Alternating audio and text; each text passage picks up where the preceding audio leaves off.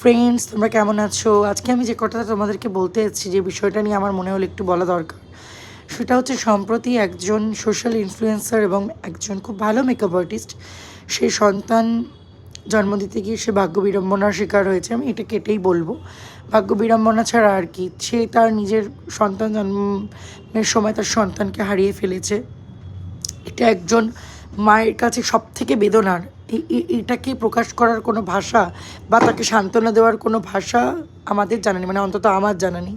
যে কারণে আমি বলছিলাম, ও অনেক দিন ধরে ও প্রেগনেন্সি রুটিন দিত।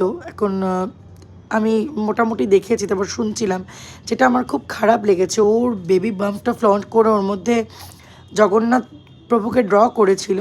সেটা হয়তো ও এত ভালো একজন মেকআপ আর্টিস্ট বলে সেটা করতে পেরেছিল। তো যাই হোক, যে কারণেই করুক না কেন, আমার কোথাও গিয়ে মনে হয়েছে যে প্রেগনেন্সিটা মানুষের নিজস্ব একান্ত।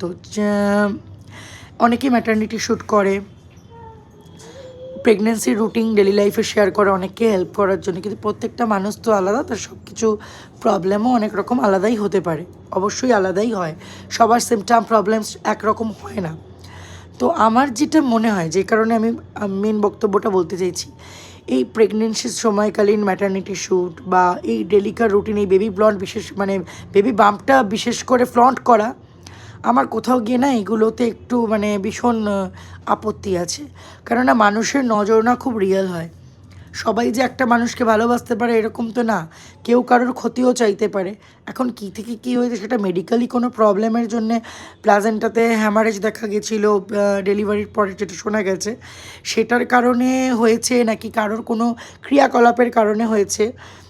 আমরা আজকালকার যুগের মায়েরা, তবে আমি না আমার বংশের কালচারটাকে এখনও আর কি মেনটেন করি, যে সব জিনিস সোশ্যাল মিডিয়াতে দেওয়া আমার একদম ভালো লাগে না।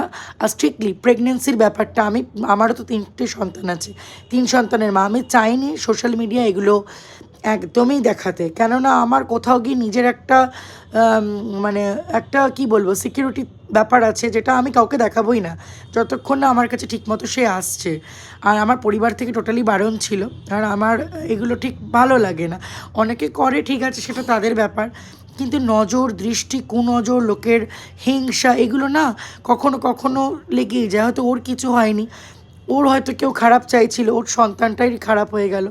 তো একটা মা এভাবে যখন সন্তানকে হারিয়ে ফেলেছে, তার যে এখন ডিপ্রেশন, মানসিক কন্ডিশন, এটা থেকে কবে বেরিয়ে আসবে আমি জানি না।